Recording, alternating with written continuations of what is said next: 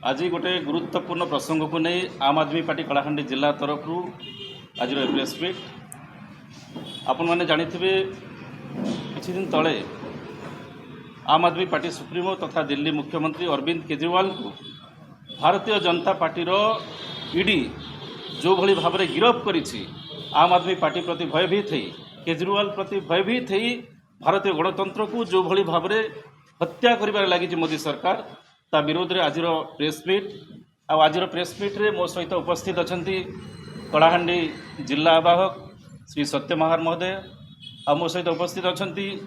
जिला साधारण संपादक तीर्थ बुधिया महोदय यूथ प्रेसिडेंट अगस्ट नायक महोदय माइनॉरिटी सेल प्रेसिडेंट मोहम्मद अजीज महोदय एवं टाउन प्रेसिडेंट दुर्जन बाग महोदय। तो जो भली भाव में आमर अरविंद केजरीवाल को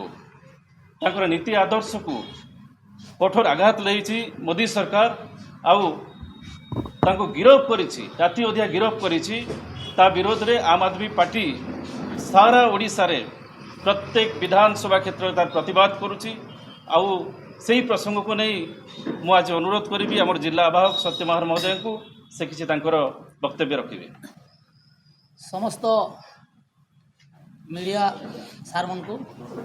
मोर नमस्कार। आज आम गोटे प्रेस मीट आपण आम निमंत्रण करूँ जेहेतु भारत स्वाधीन करी 75 वर्ष हो गला गणतंत्र रे लोक मैंने भोट देकर पठाई लोक को भरोसा कर सरकार बसि था किंतु आज 75 वर्ष पर गोटे ऐतिहासिक सृष्टि हो गला। भारत सरकार नरेंद्र मोदी जिते प्रधानमंत्री सीट रे बसले से जो मैंने लोक अधिकार लगी लड़ाई कर लोक काम करवा लगे आकौंट यही निर्वाचन समय केमी प्रचार करें ना केमी इलेक्शन लड़ी पारे ना। आज कांग्रेस आज जो अकाउंट थिला ताकू भी नरेंद्र मोदी सरकार ताकू भी सीज कर दी आउ केजरीवाल को भी आज गिरफ्त कर जेहेतु कांग्रेस वाले जिना बुली पारे ना निर्वाचन लड़ी पारे ना बा आम आदमी पार्टी जो भाया क्रेज करुचे सारा भारत जो समर्थन लोक रोचे आम आदमी पार्टी को दबाई देवा लगी आज आरेस्ट कराई यही निर्वाचन समय तेणु आम दृढ़ विरोध करुचु जमी आम भाई जेता कहले आसंता काली कलाहांडी 5टा निर्वाचन मंडली रे 5 जगह आम सकाल 10टा रु संध्या 5टा पर्यंत आम गोटे उपवास प्रतिवाद सभा आम रखीचु आम आगामी दिन में यही कार्यक्रमटा अहरह आम चालू रहा आ जिला स्तरीय आम लोक पाखे आम पहुँचमु जे नरेंद्र मोदी जो भाया आज डेमोक्रेसी को जो भाया खत्म कर दूची आर जो भाया संविधान को भावलान करा आज ज्वलंत उदाहरण है आज तेणुक आज आम ये प्रेस मीट आपण मान माध्यम आम जनवाक चाहूँ जेटा आम दृढ़ निंदा करुँ बोलिकिना निर्वाचन समय रे आचार संहिता लागू है समय रे दिल्ली रो मुख्यमंत्री अरविंद केजरीवाल को जो भाया ईडी बीजेपी रो एजेंट साजी कर जो भाया गिरफ कले ताको आम कड़ी निंदा करुँ। तांकर गोटे अरविंदी गोटे मेडिकल स्टोर गोटे अच्छी से बेले जेल रे थिले से बेले चाप पकड़े जे तू दोष स्वीकार कर बोलिकी से बेले स्वीकार कले नहीं तापर से गोटे बंड घिनले बंड घिनला तापर छाड़ी दिगला निर्दोष रे तापर से 59.5 करोड़ से गोटे बंड घिनले आउे मोदीर बीजेपी गोटे राजसाक्षी तैयारी करना केजरीवाल विरोध में बयान रे केजरीवाल को गिरफ्त किंतु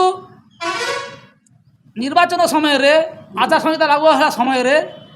जड़े प्रतिनिधि को गिरफ्त करने कथा नुहे जेहेतु कोड और कंड लागू है समस्ते पार्टी से आचार संहिता को मानिबा कथा किंतु भारत सरकार ईडी हो बा सुप्रीम कोर्ट हो बा मीडिया हो बा सबू अडानी अंबानी मंगर एजेंट साजी करी जो भाया मनीष सिसोदिया को गिरफ्त कर संजय सिंह को गिरफ्त कर आमर केते दूर ठीक जेहेतु मद माफिया रू बीजेपी बंड किणी मद माफिया गाई मांस जो मैंने एक्सपोर्ट कर बाहर बीजेपी पैसा आनी बा बड़ बड़ कंपानी पैसा आनी आज सुप्रीम कोर्ट जो भाया पदक्षेप नहीं करी जो सार्वजनिक करागला যে এতে বন্ড কোটি কোটি টଙ୍କା বন্ড যে খরচা কিଣା ଯାଇଛି সেটা ସବୁଯାକ ବିଜେପି ପାର୍ଟିର ପ୍ରମାଣିତ ହେଉଛି। ଯେହେତୁ ସାରା ଭାରତର ଯେ ମେନଷ୍ଟ୍ରିମ୍ ମିଡ଼ିଆ ଅଛନ୍ତି ସମସ୍ତେ ତା ବିରୋଧରେ କେହି ମଧ୍ୟ ଆଲୋଚନା କରୁନାହାନ୍ତି। ତେଣୁକରି ସ୍ପଷ୍ଟ ଜଣାପଡ଼ୁଛି ଯେ ନରେନ୍ଦ୍ର ମୋଦି ସରକାର ଆସିଲା ପରେ ବିରୋଧୀ ଦଳମାନଙ୍କୁ ଯେଉଁ ଭଳିଆ ବିଭିନ୍ନ ଦୁର୍ନୀତିଗ୍ରସ୍ତରେ ଗିରଫ କରାଯାଉଛି, ଆଉ ଯେଉଁମାନେ ବିଜେପିକୁ ସମର୍ଥନ କରୁଛନ୍ତି, ଯାହାକୁ ବିଜେପି ଦୁର୍ନୀତିଗ୍ରସ୍ତ କହୁଥିଲା, ଯେଉଁମାନେ ବିଜେପିକୁ ସମର୍ଥନ କରୁଛନ୍ତି ସେମାନଙ୍କୁ କାହାକୁ ରାଜ୍ୟସଭା ଟିକେଟ୍ ଦେଉଛି, କାହାକୁ ବିଜେପିରେ ସାମିଲ କରିକରି ସ୍ୱଚ୍ଛ ବୋଲିକି ସେ ପ୍ରମାଣିତ କରୁଛି। ସଞ୍ଜୟ ସିଂ ତ କହିଛି, ଆଉ ଗୋଟେ କିନୁ ତାମିଲନାଡୁରୁ हेमंत सोरेन को गिरफ्त हाँ। कर मोदी सरकार ताकू आम तीव्र निंदा करुचु एवं आम आदमी पार्टी ओडिशा तरफ आम प्रत्येक विधानसभा स्तर में आम आंदोलन टाक त्वरान्वित करने को जाऊँ। आसंता काली राज्यव्यापी आंदोलन हम प्रत्येक विधानसभा क्षेत्र में एक दिवसीय उपवास कार्यक्रम रही आम कलाहांडी जिले में 5टा जाक विधानसभा रखीचु। आसंता काली गांधी छक ठारे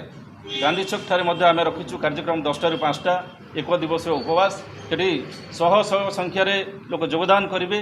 जो माने अरविंद केजरीवाल प्रति, जो माने आम आदमी पार्टी प्रति जो मानकर भल पाइबा अच्छी, जो मानकर समर्थन अच्छी, से माने निश्चित भाव में योगदान करेंगे एवं नरेंद्र मोदी सरकार को 2024 में गादीच्युत करेंगे। बहुत बहुत धन्यवाद, नमस्कार। तो